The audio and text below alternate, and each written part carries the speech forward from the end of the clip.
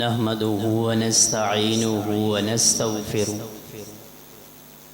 ونعوذ بالله من شرور أنفسنا وسيئات أعمالنا من يهده الله فلا مضل له ومن يضلله فلا هادي له ونشهد أن لا إله إلا الله وحده لا شريك له وأشهد أن محمدا عبده ورسوله أرسله الله بالحق بشيرا ونذيرا وداعيا إلى الله بإذنه وسراجا منيرا إن الله وملائكته يصلون على النبي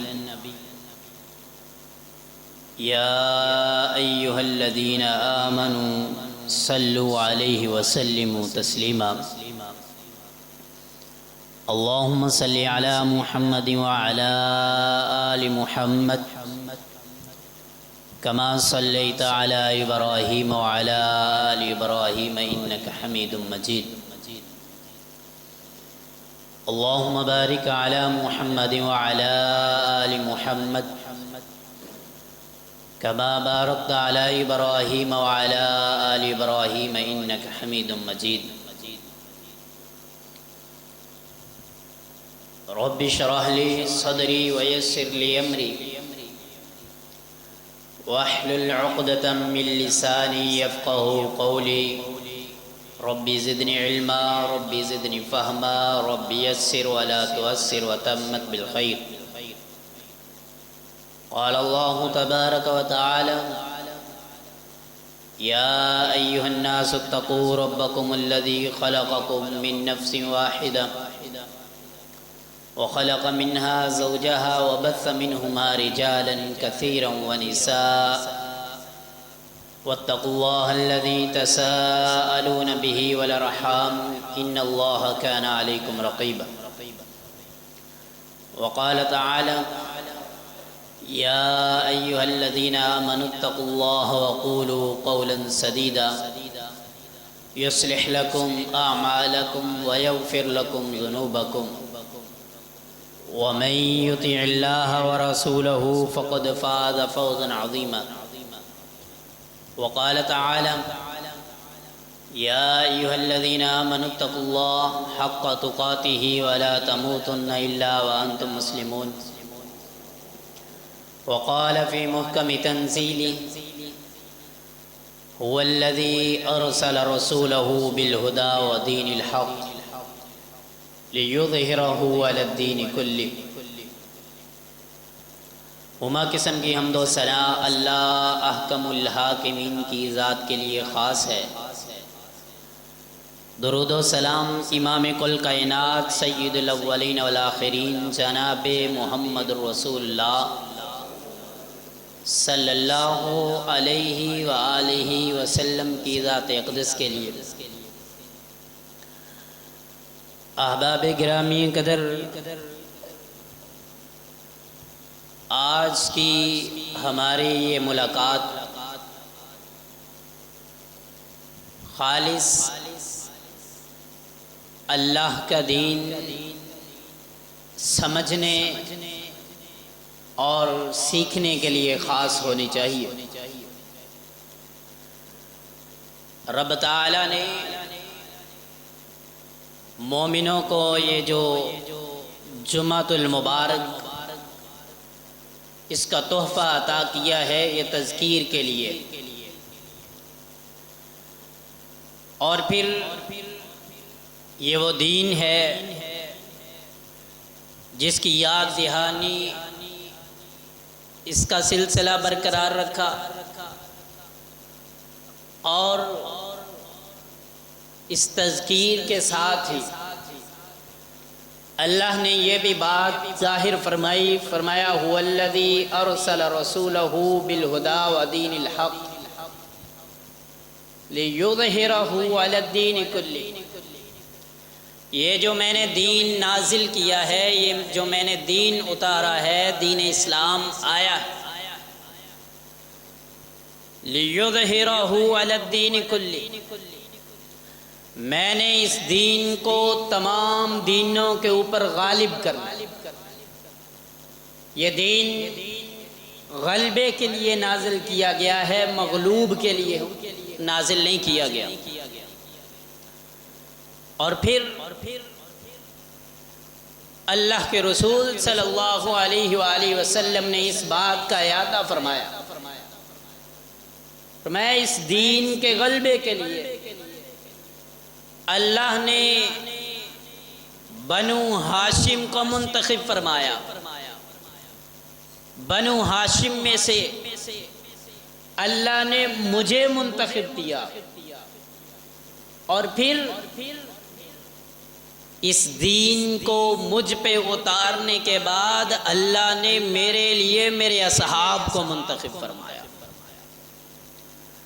آپ پہلے جتنے ادیان کے بارے میں جانتے ہیں، جتنے ادیان کے بارے میں پڑھتے ہیں، جتنے ادیان کے بارے میں آپ نے سن رکھا ہے، آپ کو کوئی دین اپنی اصلی حالت میں اس دنیا میں نظر نہیں آئے گا۔ اس کی بنیادی وجہ یہ، اس کے ماخذ میں سے بنیادی نقائص میں سے پہلا جو نقص ہے وہ یہ ہے کہ انہی لوگوں نے اپنے انبیاء کے دین کو بدل کر کے رکھ دیا جو انبیاء کے ساتھ ہوا کرتے تھے۔ اور یہ جو دین آج تک قائم ہے، اور یہ جو دین تا قیامت قائم رہے گا، اس کی بنیادی وجہ یہ ہے کہ جو پیغمبر علیہ الصلاۃ والتسلیم کے صحاب تھے وہ آپ کے ساتھ مخلص تھے، اور آپ کے دین کے ساتھ مخلص تھے، اور انہوں نے اس دین کی حفاظت کے لیے اپنے تن من دن ہر چیز کی قربانی دے دی، مگر دین کی حفاظت کے اوپر کمپرومائز نہیں کیا۔ هو الذي ارسل رسوله بالهدى ودين الحق ليظهره على الدين كله، اور اسی لیے آج ان تمام لوگوں کو مسئلہ یہ ہے، ان نفوس قدسیہ سے ان کے ساتھ کوئی ذاتی لڑائی نہیں ہے، کوئی ذاتی رنجش نہیں ہے، کسی کا انہوں نے حق نہیں مارا ہوا، کسی کی انہوں نے ڈکیٹی نہیں کی ہوئی، کسی کو انہوں نے نقصان نہیں پہنچایا۔ ان اصحاب کے دشمن ہونے کا بنیادی قصور، بنیادی وجہ یہی ہے کہ انہوں نے دین کی حفاظت کی۔ اور آج بھی لوگ انہی اصحاب کے ساتھ، انہی پیغمبر کے یاروں کے ساتھ، انہی پیغمبر کے پیاروں کے ساتھ اپنے بغض کا اظہار کرتے ہیں، اس لیے کہ انہوں نے اس دین میں ذرا سی بھی اونچ نیچ آنے نہیں دی۔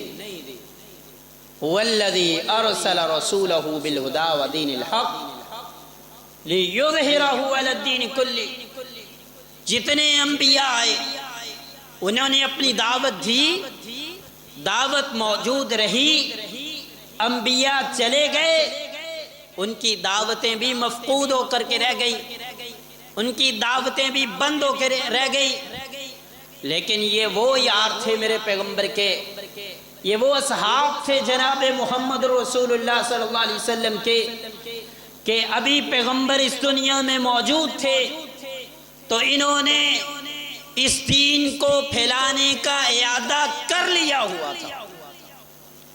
اور اللہ کے رسول جب اس دنیا سے گئے، آپ اس دنیا سے رخصت ہوئے، تو حضرات ابھی یہود جزیرۃ العرب میں موجود تھے۔ اللہ کے رسول صلی اللہ علیہ وسلم وصیت کر کے جاتے ہیں، میرے بعد یہود کو جزیرۃ العرب سے نکال دینا، یہ آپ کے دین میں، آپ کے علاقے میں خرابی پیدا کرنے کی کوشش کریں گے۔ یہود کو نکالنے کا اللہ کے پیغمبر نے یہ حکم دیا، اور پھر یہ اصحاب نہیں رکے، یہ بریک لگا کے نہیں بیٹھ گئے کہ ہمارا ہادی چلا گیا، ہمارا رہبر چلا گیا، ہمارا مرشد چلا گیا تو ہم بھی سکون سے بیٹھ جاتے ہیں۔ عمر رضی اللہ تعالیٰ عنہ کے دور میں 22 لاکھ مربع کلومیٹر فتح ہوتا ہے۔ عثمان رضی اللہ تعالیٰ عنہ کے دور میں 44 لاکھ مربع کلومیٹر فتح ہوتا ہے۔ جناب معاویہ کے دور میں 64 لاکھ مربع کلومیٹر تک اسلام کا جھنڈا لہرا دیا جاتا ہے۔ هو الذی ارسل رسولہ بالہدی ودین الحق۔ ان لوگوں نے اسلام کا جھنڈا گرنے نہیں دیا، ان لوگوں نے دین کے غلبے کے لیے اپنے پاؤں کو روکا نہیں۔ عبیدہ ابن جراح رضی اللہ تعالی عنہ اپنے گھوڑے کو سمندر میں اتار دیتے ہیں۔ اے اللہ، آسمان کی طرف منہ اٹھا کر کے کہا اس کے آگے بھی زمین ہوتی، عبیدہ اس سے آگے بھی جا کر کے جہاد کرتا۔ والذی ارسل رسولہ بالہدی ودین الحق لیظہرہ علی الدین کلہ۔ یہ کوئی عام بات نہیں تھی، یہ کوئی عام پرچار نہیں تھا۔ ادھر بات ہوئی تھی جناب موسیٰ علیہ السلام کی اپنے ساتھیوں سے، کہا اللہ نے فتح کا وعدہ کر لیا، اللہ نے فتح کا وعدہ کر لیا ہے، نکلنا ہے، بس میدان میں جانا ہے، فتح آ جائے گی۔ فرمایا فَاذْهَبْ أَنْتَ وَرَبُّكَ فَقَاتِلَا، تو لڑ، تیرا رب لڑے، اِنَّا هَاهُنَا قَائِدٌ، ہم یہاں بیٹھنے والے ہیں، ہم نہیں لڑنے والے۔ اور یہاں زیاد ابن سکن رضی اللہ تعالی عنہ پیغمبر علیہ السلام سے یہ وعدہ کرتے ہیں حضور آخری سانس تک آپ کے خیمے کی حفاظت کروں گا۔ صحابہ بیان کرتے ہیں 92 کے قریب اس مرد مجاہد کے سینے پہ تیروں کے زخم تھے، بے ہوش ہو گیا۔ صحابہ نے اٹھایا، ہوش اٹھائی، زخمیوں کے خیمے میں لے جانے کی بات کی، کہا نہیں نہیں نہیں، پیغمبر سے بات کی تھی آخری سانس تک، مجھے اٹھا کر کے پیغمبر کے قدموں میں لے جائیے گا۔ صحابہ فرماتے ہیں اس کے جسم سے لہو نکل رہا ہے، اس کی کیفیت یہ ہے کہ اس کے چہرے سے خون ہے، مگر پیغمبر کا چہرہ دیکھا ہے ایسے محسوس ہوا کبھی اس کو کوئی تکلیف آئی ہی نہیں، اور پیغمبر کے قدموں میں جان دے دی۔ فَاذْهَبْ أَنْتَ وَرَبُّكَ فَقَاتِلَا کے مقابلے میں میرے پیغمبر کے صحاب کا وطیرہ دیکھیے۔ عبادہ ابن صامت رضی اللہ تعالیٰ عنہ کی تاریخ پڑھے، آپ نے وہ کارنامے اپنے پیغمبر کی حفاظت کے لیے انجام دیے ہیں کہ انسان دنگ رہ جاتا ہے، اور اسی لیے یہ دین، یہ اسلام آج ہمارے درمیان زندہ و جاوید ہے۔ وَالَّذِي أَرْسَلَ رَسُولَهُ بالہدی ودین الحق۔ میں چاہتا ہوں آج یہ آیت ہمارے سینوں پہ نقش ہو جائے، اور کوئی بھی منہ اٹھا کر کے اصحاب کے بارے میں بات کرے، ہم اس کے بعد سامنے صرف ایک آیت پڑھ دے، هو الذی ارسل رسولہ بالہدی۔ تیری کیا حیثیت ہے؟ آج تجھے بھی بات کرنے کا موقع مل رہا ہے تو انہیں صحاب کے بدولت مل رہا ہے۔ وہ نہ قربانیاں دیتے، وہ نہ اپنے بچے قربان کرتے، وہ نہ اپنی بیویاں قربان کرتے، تو آج تو زندہ ہوتا، تو مسلمان ہوتا؟ پہلی بات ہے تو مسلمان ہی نہ ہوتا، اور اگر ہوتا بھی تو پھر اس طرح کی بات کرنے کی تجھے جرأت نہ ہوتی۔ اسلام آیا اس دنیا میں غالب ہونے کے لیے ہے، اور اصحاب محمد صلی اللہ علیہ وآلہ وسلم نے اس کو عملی جامہ پہنا کر کے بتایا۔ جناب معاویہ کا دور رضی اللہ تعالی، سب کہہ دیں رضی اللہ تعالی عنہ، ایک شخص جناب معاویہ شام کے علاقے میں رہتے ہیں، اور یہ وہ علاقہ تھا جو جناب معاویہ نے فتح کیا تھا، جس میں سب سے زیادہ کلیسے ہوا کرتے، سب سے زیادہ چرچ ہوا کرتے، اور اسلام کسی کی عبادت گاہ کو گرانے کا حکم بھی نہیں دیتا۔ چرچ موجود تھے۔ معاویہ اٹھتے ہیں، اصحاب سے، اپنے ساتھیوں سے مشورہ کرتے ہیں، کہتے یار میں جب اٹھتا ہوں نا تو میرے کانوں میں جب یہ کلیسوں کے جو آنے والی آواز ہے ان کے سپیکروں سے، وہ جو بھی ان کا سسٹم تھا میرے کانوں میں پڑتی ہے، میرے دل کو تکلیف ہوتی ہے۔ مجھے ایک ایسا شخص چاہیے، ایک ایسا شخص جو اگر جائے گا تو اسے 100 اونٹ دوں گا، اگر واپس آئے گا تو اسے 200 اونٹ دوں گا۔ جائے گا تو 100 اونٹ دوں گا، واپس آئے گا تو 200 اونٹ دوں گا۔ لوگوں نے کہا کون سا اتنا بڑا کام ہے؟ 300 اونٹ کی آفر امیر المومنین جناب معاویہ کی طرف سے۔ کہا امیر المومنین کام بتائیے، میں تیار ہوں۔ ایک شخص اس کے لیے تیار ہوا، میں کرنے کے لیے تیار۔ کہا آپ نے جانا ہے وہ جو روم کا اس کے دربار کا سب سے بڑا کلیسا ہے نا، اس میں کھڑے ہو کر کے تو نے اذان پڑھنی ہے۔ کیا کرنا ہے؟ روم کا بادشاہ کا جو سب سے بڑا کلیسا ہے اس میں جا کر کے اذان پڑھنی ہے، اور تجھے اذان جانے سے پہلے 100 اونٹ دے رہا ہوں، اگر تو زندہ واپس آیا تو 200 اونٹ دوں گا۔ کہنے لگا جناب آپ نے تو عجب سی بات کی ہے۔ کہا آپ جائیں؟ کہا مجھے یہ تھیوری سمجھ نہیں آ رہی، جانے پہ 100 آنے پہ 200، کلیسا میں جا کر کے اذان پڑھنی ہے۔ کہا جائیں آپ اپنا کام کریں، میں آپ کے انعام کا انتظام کرتا ہوں۔ اس شخص گیا، اس نے جا کر کے کلیسے میں داخل ہو کر کے اپنا وہ جو چٹائی تھی ساتھ بچھائی، بچھا کر کے کھڑا ہو کر کے اللہ اکبر، یہ روم کا سب سے بڑا کلیسا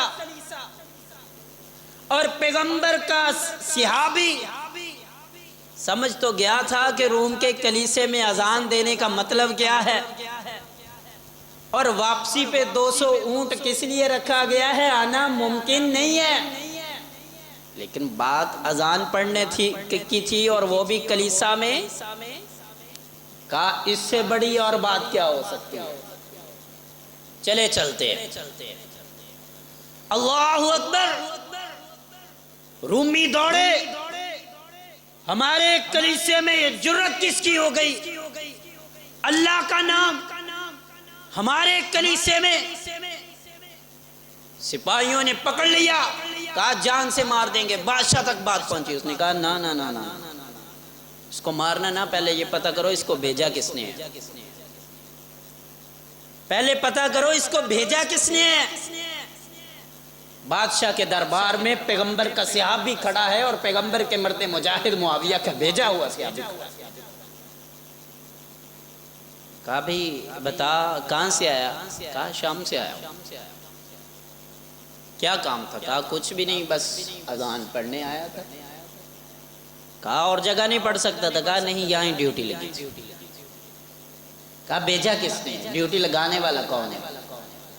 کہا معاویہ بن سفیان رضی اللہ تعالی عنہ۔ بادشاہ نے کہا اس کو چھوڑ دو، اور جس نے بھیجا ہے تم اس کو نہیں جانتے، وہ ابو سفیان کا بیٹا محمد کا سپاہی معاویہ ہے صلی اللہ علیہ وسلم۔ آج اذان دینے کے جرم میں تم اس کو یہاں مار دو گے، تمہارے شام کے سارے کلیسے بند کر کے رکھ دے گا۔ یہ تدبر، یہ فہم اللہ نے ان اصحاب کو دین کے غلبے کی وجہ سے۔ والذی ارسل رسولہ بالہدی ودین الحق لیظہرہ علی الدین کلہ، یہ دینوں پہ غلبے کے لیے آیا ہے، یہ دینوں کے ساتھ ٹکراؤ کے لیے آیا ہے۔ آپ نے سنا نہیں، پیغمبر کا صحابی حبیب بن زید مسلمہ کے دربار میں کھڑا ہے اور پیغام لے کر کے گیا ہے کہ تو جھوٹا ہے۔ مسلمہ کہہ رہا ہے تو میرے نبی ہونے کی گواہی دیتا ہے؟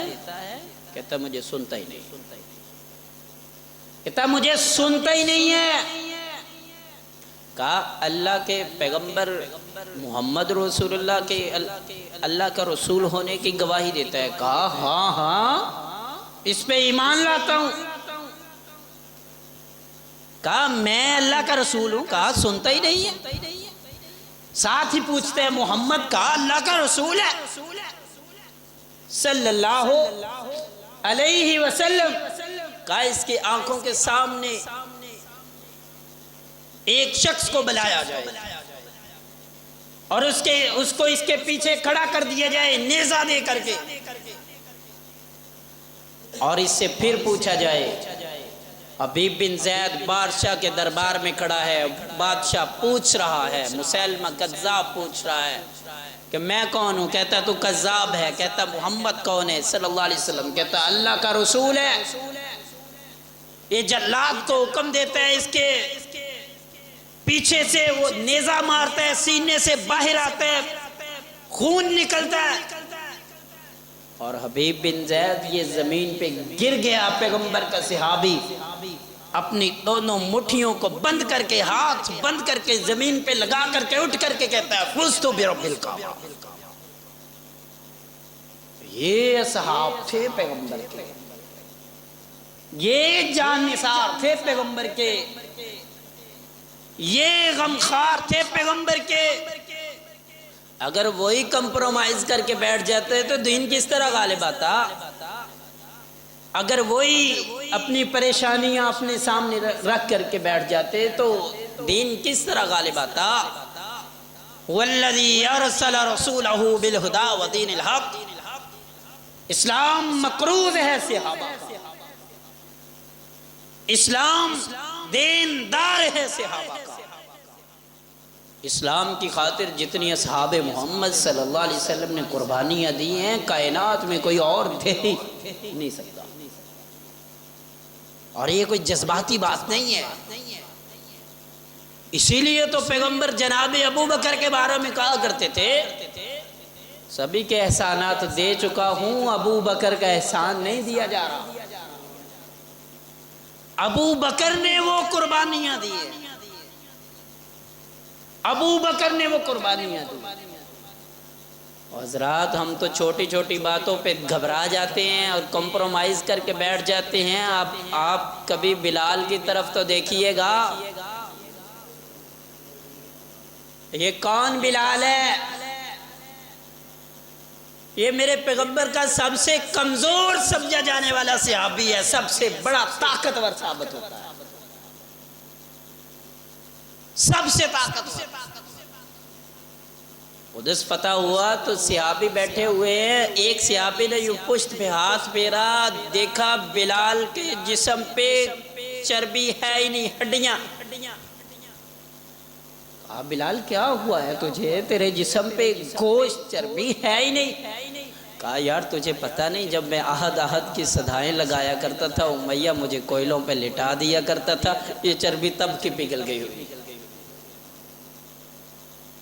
رضی اللہ تعالی عنہ۔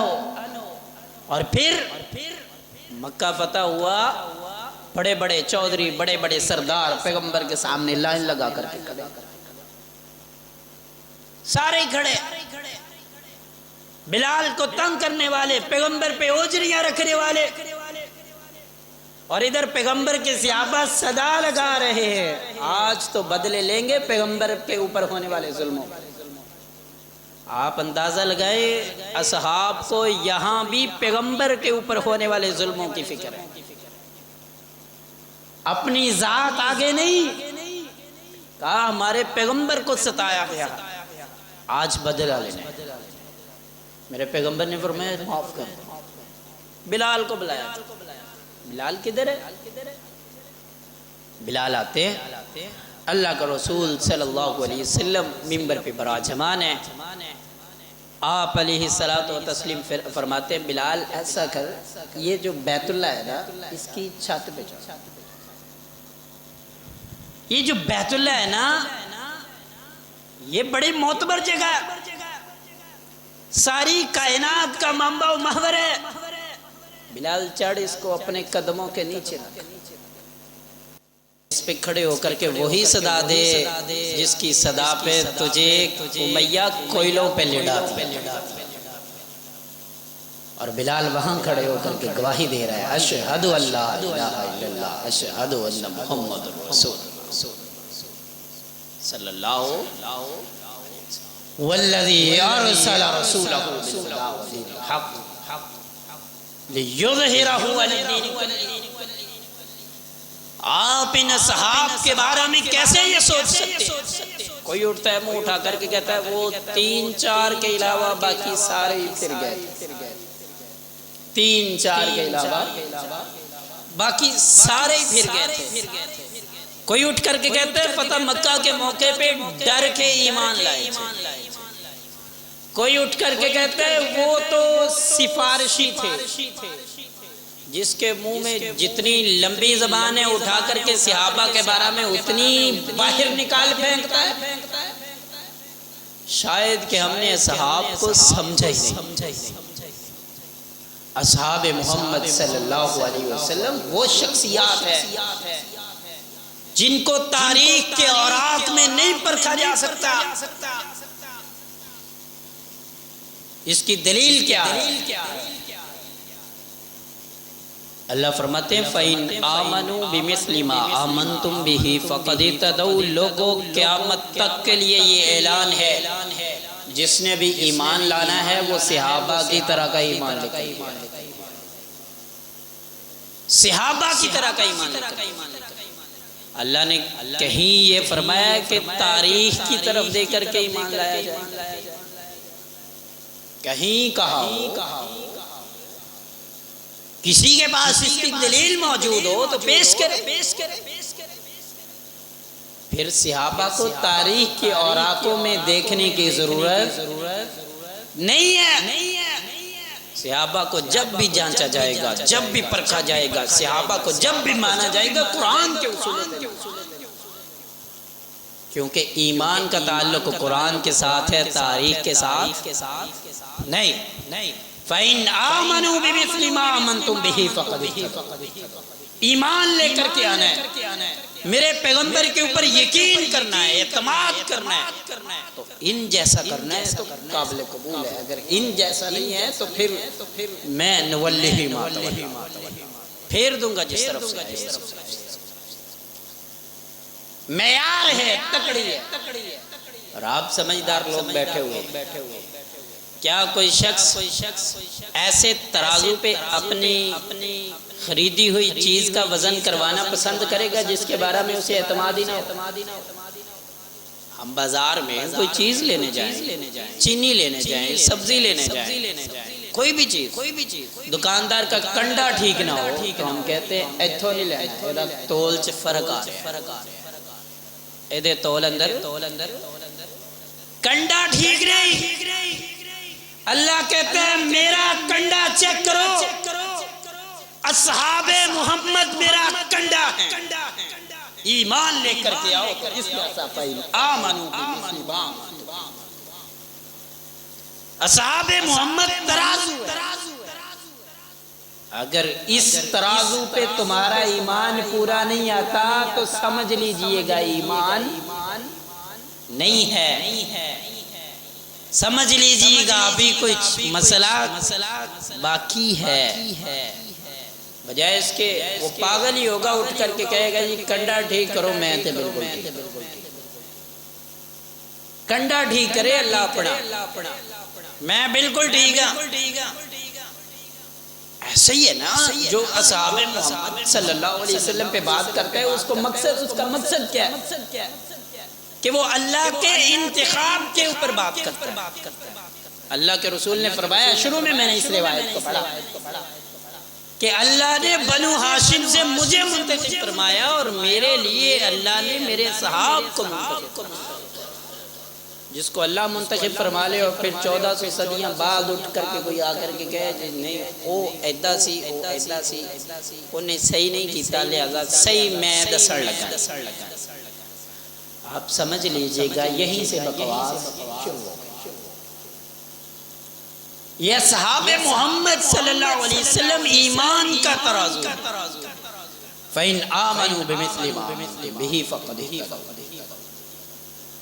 اور پھر کہتے ہیں سفارشی برتے ہوئے، سفارشی، میں آپ کے پاس میں آپ سے کسی شخص کی سفارش کروں اور وہ شخص اس بات کا اہل نہ ہو جس کی میں سفارش کر رہا ہوں۔ مثال کے طور کوئی شخص مجھے آ کر کے کہے جی اپنی مسجد میں فلاں شخص کو امام رکھو، اور وہ شخص امام ہونے کے اہل نہ ہو اور میں اس کے باوجود بھی اس کو رکھ لوں، تو بتائیے گا دل پہ ہاتھ رکھ کر کے اس میں غلطی کس کی؟ اس میں غلط کون ہے؟ سفارش کرنے والا یا رکھنے والا؟ کون ہے؟ رکھنے والا۔ اور بات کی جاتی ہے کہ جناب معاویہ رضی اللہ تعالی عنہ سفارشی کاتب وحی تھے۔ کیا کہا جاتا ہے؟ سفارشی کاتب وحی تھے، اور سفارش کی تھی جناب ابو سفیان نے، اور کاتب وحی رکھا تھا جناب رسول اللہ نے صلی اللہ علیہ وسلم۔ تو بتائیے گا کہ اب یہ الزام کس پہ آتا ہے؟ سفارش قبول کرنے والے، اور وہ سفارش قبول کس نے کی تھی؟ جناب محمد رسول اللہ صلی اللہ علیہ وسلم۔ منہ سے بکواس تو نہیں کر سکتے کہ جناب رسول اللہ غلط تھے، یوں آتے ہیں اعتراض پھر دین پہ آئے گا۔ اور لیکن یہ صحاب محمد ایک ایسا کنڈا ہے جو ہر چیز کو پرکھ کر کے رکھ دیتا ہے، جو ان پہ اعتراض کرتا ہے گویا کہ اس کا ایمان ہے ہی نہیں، یہ پرکھ کر کے رکھ دیتا ہے ایمان والا کون ہے اور ایمان کے بغیر کون اس دنیا میں ایمان کے دعوے کرتا ہے۔ جناب معاویہ سفارشی تھے، جناب رسول اللہ نے صلی اللہ علیہ وسلم ان کی باپ کی سفارش پہ کاتب وحی رکھا، اور عام جگہ نہیں، کاتب وحی رکھا، قرآن لکھنے کے لیے رکھا، اور کہتے ہیں کہ وہ تو اس کا اہل نہیں تھا۔ اب سیدھی بات ہے یہ اعتراض جناب رسول اللہ پہ صلی اللہ علیہ وسلم کہ اللہ کے رسول نے غلط بندے کے بارے میں سفارش کو قبول کر لیا۔ کوئی اٹھتا ہے کہتا ہے اوپر سے مسلمان، اللہ کو پتا تھا اس دنیا میں کیسی قسم کے کھچ ترین لوگ پیدا ہوئے، اور ان کے اعتراض کیا ہو گیا۔ اللہ نے اسی لیے فرمایا اولئک الذین امتحن اللہ قلوبہم للتقوی۔ اور تم کہتے ہو اوپر سے ایمان لائے ہو، میں اللہ کہہ رہا ہوں امتحن اللہ قلوبہم، میں نے تو ان کے دلوں کا امتحان لے کر کے دکھا ہے۔ امتحان اللہ نے امتحان لیا ہے، کسی عام نے نہیں کہ وہ سفارشی ہو جائے۔ اور پھر اگر جو کوئی شخص یہ کہے کہ اوپر سے ہوئے تھے پھر بھی وہ صحابی کہلواتے رہے، تو پھر یہ امتحان اللہ کی آیت کے بعد اعتراض کس پہ آیا؟ اللہ کی ذات پہ۔ سیدھا نہیں کہتے کہ ہم غیر مسلم ہیں، لیکن اس طرح اظہار ضرور کرتے ہیں۔ امتحان اللہ قلوبہم للتقوی، اللہ فرماتے ہیں میں نے ان کے دلوں کا امتحان لیا، مجھے تقوی نظر آیا۔ اور پھر دوسرے مقام پہ فرمایا وَأَلْزَمَهُمْ كَلِمَةَ التَّقْوَى، میں نے ان کے لیے تقوی کو لازم کر دیا، یعنی کہ ان کے دلوں میں تقوی پکا ہو گیا۔ وَأَلْزَمَهُمْ كَلِمَةَ التَّقْوَى، اللہ نے لازم جوڑ دیا ہے، مضبوط کر دیا ہے کس بات کو؟ کہ ان کے دلوں میں۔ اس کے بعد کوئی اعتراض باقی رہے؟ اس کے بعد بھی اگر کوئی نفوس قدسیہ پہ، اصحاب محمد صلی اللہ علیہ وسلم پہ اٹھ کے بات کرے، کیا ہے کیا بات ہے اس کی؟ حضرات یوں ہی منہ اٹھا کر کے بات کر دیتے۔ اللہ کے رسول صلی اللہ علیہ وسلم نے فرمایا اللہ اللہ، یہ صحابی وہ کائنات کے لوگوں اللہ کا واسطہ دیتا ہوں، اللہ کا واسطہ، اللہ کے لیے میرے اصحاب کے بارے میں اپنی زبانوں کو بند رکھنا۔ کیوں؟ والذی ارسل رسولہ بالہدی ودین الحق لیظہرہ علی الدین کلہ، یہی تو دین کے غلبے کے لیے کام کرنے والے، لوگوں کو تکلیف ان کے دین کے لیے غلبے کے لیے کام کرنے والے۔ ورنہ عیسیٰ علیہ السلام کے صحاب کے اوپر کوئی اعتراض کرتا ہے؟ موسیٰ علیہ السلام کے صحاب کے اوپر کوئی اعتراض کرتا ہے؟ کیونکہ انہوں نے دین کے غلبے کا کام نہیں کیا، دین کو زندہ نہیں رکھا۔ یہ اعتراض صرف یہ ہے کہ ان صحاب نے یہ جرم کر دیا ہے کہ دین کو تا قیامت زندہ رکھنے کے لیے قربانیاں دے دی۔ اور جو لوگ گئے انہوں نے دیکھا ہے، جو نہیں گئے اللہ ان کو دکھائے۔ احد پہاڑ کے بارے میں اللہ کے رسول صلی اللہ علیہ وسلم صاحب بتاتے ہیں کوئی 2.5 کلومیٹر تک اس کی لمبائی اور اس کی چوڑائی کا بھی آپ اندازہ کر لیں، اتنی ہوگی، یعنی کہ 2 کلومیٹر لمبا، 2.5 کلومیٹر لمبا، 2.5 کلومیٹر چوڑا یہ ایک احد پہاڑ۔ کائنات میں آج تک کوئی ایسا شخص نہیں آیا جس نے اتنا بڑا سونا احد پہاڑ کے برابر سونا جس کے پاس ہو، ایسا شخص نہیں۔ بفرض محال اللہ کے رسول نے فرمایا آ بھی جائے اور وہ احد پہاڑ کے برابر سونے کو اللہ کی راہ میں خرچ کر، صدقہ کر، اور پھر اگلی بات اللہ اس کو قبول بھی کر لے۔ یہ نہیں کہ قبول ہی نہ ہو، قبول بھی کر لے۔ اور دوسری طرف میرا صحابی یوں ایک مٹھ، یہ آدھا مٹھ بنتا ہے، جو یوں اٹھا، اور یہ جتنے اس ہاتھ میں آتے ہیں یہ اٹھا کے اللہ کے راستے میں خرچ کر دے، تمہارا احد پہاڑ کے برابر سونا اس مٹھی کو نہیں پہنچ سکتا، اس مٹھی کو نہیں پہنچ سکتا۔ یہ جو ہیں جو عرب میں سب سے عام غذا ہوتی، جیسے ہمارے گندم ہوتی، سب سے عام غذا، اللہ کے رسول نے فرمایا یہ اٹھائے اور یہ اللہ کے راستے میں خرچ کر دے تم، اور یہ بھی نہیں کہا کہ میں کروں، یہ بھی نہیں کہا آپ میں سے کوئی کہے، پوری کائنات کے اندر تمام کتب ابدال مل کر کے صحاب کی اولاد ہو، پیغمبر کی اولاد ہو، کچھ بھی نہ ہو، لیکن وہ صحابی نہ ہو، اس کے پاس کائنات کے سارے اعزازات ہوں مگر وہ صحابی نہ ہو، وہ شخص اللہ کے قریب پہنچا ہوا جنتی شخص، جنت کا ٹکٹ اس کی جیب میں ہو، وہ شخص خرچ کرے، تو پھر بھی میرے پیغمبر کے صحابی کے ایک ہاتھ میں آئے ہوئے جو کا برابر نہیں۔ یہ صحابہ محمد کو یاد چیز ہے، یہ وہ لوگ ہیں۔ کیوں یہ ایسا کیوں ہو گیا کہ انہوں نے ایک جو یوں اٹھائے اللہ کی راہ میں خرچ کر دیے اور اللہ نے احد پہاڑ کے سونے سے برابر اجر دے، بڑا اجر دے دیا۔ والذی ارسل رسولہ بالہدی، انہوں نے دین کے غلبے کے لیے قربانی،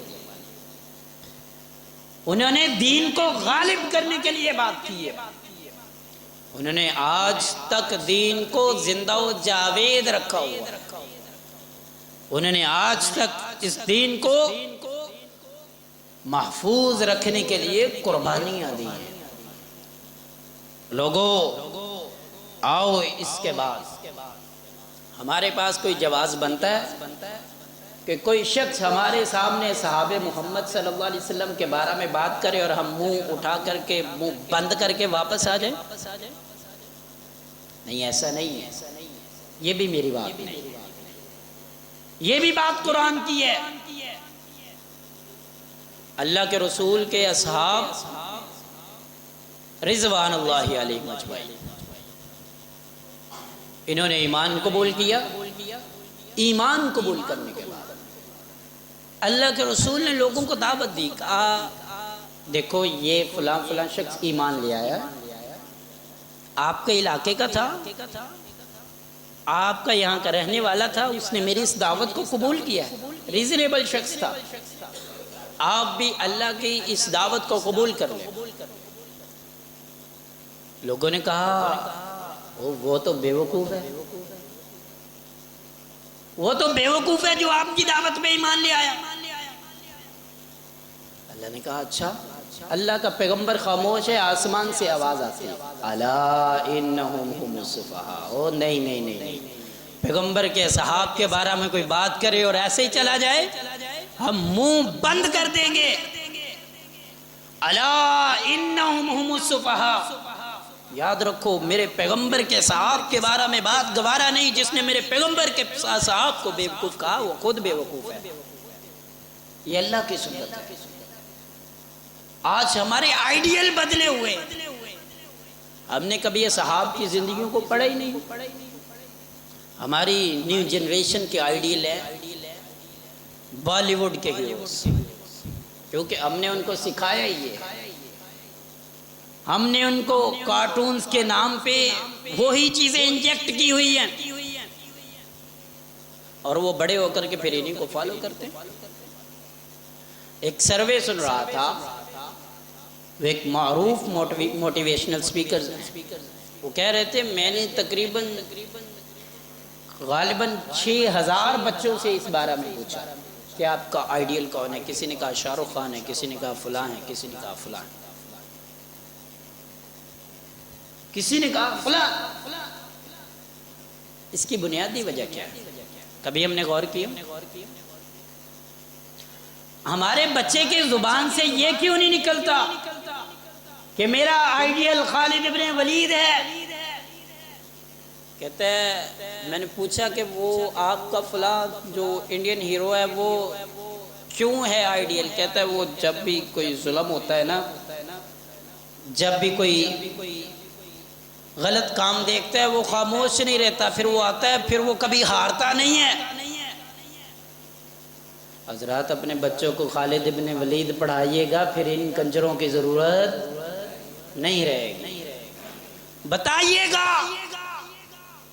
خالد ابن ولید کے بارے میں کہ ایک ایک جنگ میں 9 تلواریں توڑ دیا کرتا تھا. بتلائیے گا کہ اس دور میں کہ جب عقیدے کی خرابی کی کوئی بات بھی نہیں کر سکتا تھا، اس دور میں بھی لوگوں کو شک ہونے لگ گیا تھا کہ کئی لوگوں کے عقیدے نہ خراب ہو جائیں. جناب عمر نے خالد ابن ولید کو معزول کرنا پڑا. کیوں؟ کہ جس جنگ میں خالد ابن ولید کا قدم پڑتا ہے وہ جیت جاتے ہیں. جس جنگ میں خالد ابن ولید ہوتا ہے وہ جنگ کبھی ہارے نہیں ہے. بتلائیے گا اپنے بچوں کو کہ ابو دجانہ کون تھا؟ احد کا میدان لگا ہوا ہے، پیغمبر پوچھتے ہیں میری تلوار کا حق کون ادا کرے گا؟ ابو دجانہ اٹھ کر کے کہتے ہیں، لمبی حدیث ہے، اٹھ کر کے کہتے ہیں اللہ کے رسول صلی اللہ علیہ وسلم بس یہ بتا دیجئے گا اس کا حق کیا ہے؟ کہا لڑنا اور اللہ کے راستے میں شہید ہو جانا. صحابہ کہتے ہیں ابھی اللہ کے رسول کی بات مکمل ہوئی، تلوار پکڑی اللہ کے رسول کی، دشمن کی صفوں میں گھس گیا ابو دجانہ، دشمن کی صفوں میں. یہ نہیں کہ صفیں بنی، کوئی بندہ مقابل آیا اس کے ساتھ لڑا، بنی بنائی. کہتے کوئی ادھر مر رہا ہے، کوئی ادھر کٹ رہا ہے، ابو دجانہ کی تلوار چلتے جا رہی ہے اور ابو دجانہ جنت کا شاہ سوار بن گیا. کبھی ہم نے نہیں اسی لیے پھر ہمارے عقیدوں پہ ضربیں پڑی، ہماری والی آنے والی جنریشن اصحاب محمد سے واقف نہیں ہے صلی اللہ علیہ وسلم۔ اگر دین کا غلبہ چاہتے ہیں، دین کی سربلندی چاہتے ہیں تو یاد رکھیے گا والذی ارسل رسولہ بالہدی ودین الحق لیظہرہ علی الدین کلہ کے اولین مصداق صحاب محمد کو اپنے بچوں کو پڑھانا پڑے صلی اللہ علیہ وسلم، پھر جا کر کے ہم ان لا دین قوتوں کا مقابلہ کر سکیں گے، پھر ہمارے معاشرے سے الحاد مٹ سکے گا، پھر ہمارے معاشرے سے بے دینی ختم ہوگی۔ کب؟ جب ہم دین اپنے بچوں کو پڑھا دیں گے، جب اصحاب محمد صلی اللہ علیہ وسلم کا تعارف کروا دیں گے۔ یہ لازم اور ضروری ہے اپنی آنے والی نسلوں کو اس بات کا سبق دیں، اس بات کے بارے میں بتائیں کہ اصحاب محمد صلی اللہ علیہ وسلم کائنات کی عظیم ترین ہستیاں تھیں، وہ اعزاز جو رب تعالی کل قیامت کے دن، آخری بات عرض کیے دیتا ہوں، اللہ کے رسول صلی اللہ علیہ وسلم نے فرمایا لوگ جنت میں جائیں گے، جنت میں جا کر کے اللہ پوچھیں گے ہاں بھی کوئی چیز چاہیے؟ جنتی کہیں گے نہیں، سارا کچھ مکمل ہو گیا، کوئی چیز نہیں چاہیے۔ اللہ تعالی پھر ان لوگوں کو اپنا دیدار کروائیں گے، یہ اللہ بڑی نعمتیں عطا کرنے لگا، اور پھر اللہ تعالیٰ پھر ایک اور اعلان کریں گے، سب سے آخری نعمت جو جنت میں عطا کریں گے اللہ تعالیٰ، اللہ کہیں گے لو میرا دیدار کر لیا۔ اب بات یہ ہے کہ آج کے بعد میں آپ پہ کبھی ناراض، آج کے بعد آپ پہ کبھی ناراض نہیں ہوں گا، مجھے آپ پہ کبھی غصہ نہیں آئے گا۔ اور یارو جب جنت میں پہنچ جائیں گے، جنت میں اللہ کا دیدار بھی حاصل کر لیں گے، پھر آخری نعمت کے طور پہ اللہ یہ اعلان کریں گے کہ میں تم پہ راضی ہو گیا۔ وہ کیسی ہستیاں ہیں، چلتی زمین پر ہوتی ہیں، آسمان سے قرآن کی آیت اترتی ہے لقد رضی اللہ عن المؤمنین، وہ دنیا میں ہی وہ اعزاز جو آخری جنت میں ملے گا۔ آئیے ان باتوں کو سنیے، ان باتوں کو اپنے دلوں میں جگہ دیجئے، ان باتوں کو اپنی نسلوں میں پیوست کیجئے، ان باتوں کو اپنی نسلوں کے لیے یادگار چھوڑ جائیے۔ اگر ہم ایسا نہیں کریں گے تو ہماری بربادیوں کے مشورے ہیں آسمانوں میں، نہ سمجھو گے تو مٹ جاؤ گے، تمہاری داستان تک نہیں ہوگی داستانوں میں۔ وآخر دعوانا الحمدللہ رب العالمین۔